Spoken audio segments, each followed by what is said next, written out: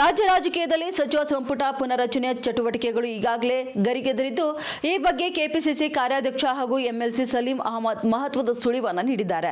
ಮಾಧ್ಯಮಗಳೊಂದಿಗೆ ಮಾತನಾಡಿದ ಅವರು, ಸಂಪುಟ ಪುನರಚನೆಗೆ ಸಂಬಂಧಪಟ್ಟಂತೆ ಈಗಾಗಲೇ ಕೇರಳದ ಮಾದರಿಯಲ್ಲಿ ತೀರ್ಮಾನಗಳು ಕೈಗೊಳ್ಳಲಾಗುತ್ತಿದ್ದು, ಈ ಕುರಿತು ಅಂತಿಮ ಚರ್ಚೆ ನಡೆಸಲು ಮುಖ್ಯಮಂತ್ರಿ ಸಿದ್ದರಾಮಯ್ಯ ಹಾಗೂ ಉಪಮುಖ್ಯಮಂತ್ರಿ ಡಿಕೆ ಶಿವಕುಮಾರ್ ಅವರು ಶೀಘ್ರದಲ್ಲೇ ದೆಹಲಿಗೆ ತೆರಳುವ ಸಾಧ್ಯತೆ ಇದೆ ಎಂದು ತಿಳಿಸಿದ್ದಾರೆ. ಇನ್ನು ಹೈಕಮಾಂಡ್ ನಾಯಕರು ಕೂಡ ಎಲ್ಲವನ್ನ ಗಮನಿಸುತ್ತಿದ್ದು, ಆದಷ್ಟು ಬೇಗ ಸೂಕ್ತ ತೀರ್ಮಾನ ಹೊರಬೀಳಲಿದೆ ಎಂಬ ವಿಶ್ವಾಸವನ್ನು ಕೂಡ ವ್ಯಕ್ತಪಡಿಸಿದ್ದಾರೆ.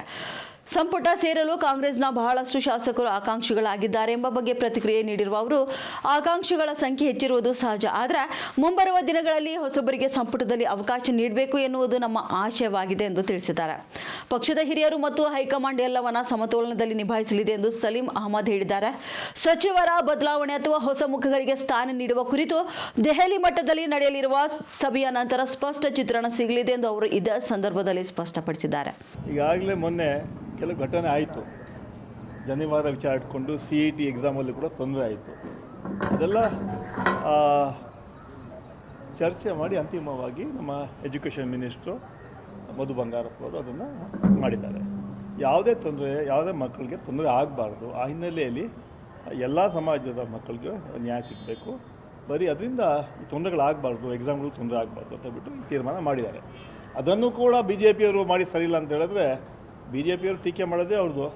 ಪ್ರತಿ ಸಲ ಮೊಸರಲ್ಲಿ ಕಲ್ಲು ಹುಡ್ಕೊಂಥ ಕೆಲಸ BJPಯವರು ಮಾಡ್ತಾರೆ. ಅದರಿಂದ ಇದು ಕೇವಲ ಹಿಜಾಬ್ ಮಾತ್ರ ಅಲ್ಲ, ಎಲ್ಲ ವಿದ್ಯಾರ್ಥಿಗಳು ಕೂಡ ಆ ಹಿನ್ನೆಲೆಯಲ್ಲಿ ಒಂದು ಅವಕಾಶಗಳು ಮಾಡಿಕೊಟ್ಟಿದ್ದಾರೆ. ಮೊನ್ನೆನೂ ಘಟನೆ ಆಯಿತು, ನಾನು 2 ಬಾರಿಗೆ ಹೇಳ್ತಾ ಇದ್ದು, CETಯಲ್ಲಿ ಯಾವ ಥರ ಮಕ್ಕಳಿಗೆ ಜನಿವಾರ ತೆಗೆದು ಅವಮಾನ ಮಾಡಿ ಅವ್ರನ್ನ ಇದು ಮಾಡಿದ್ರು, ಅಂಥ ಘಟನೆಗಳು ಆಗಬಾರ್ದು ಅಂತ ಹಿನ್ನೆಲೆಯಲ್ಲಿ ಈ ತೀರ್ಮಾನ ಆಗಿದೆ. ಓಕೆ ಸರ್, ಈಗ ಸರ್ ನೀವು ಪ್ರಮುಖವಾಗಿ ಸಚಿವ ಸ್ಥಾನದ ಪ್ರಮುಖ ಆಕಾಂಕ್ಷಿಯಾಗಿದ್ದೀರಿ. ಏನು ಸರ್, ಈ ಮೇನಲ್ಲಿ ಏನಾದರೂ ಜಾಕ್ಪಾಟ್ ಹೊಡೆಯುತ್ತೆ ಸರ್ ತಮಗೆ?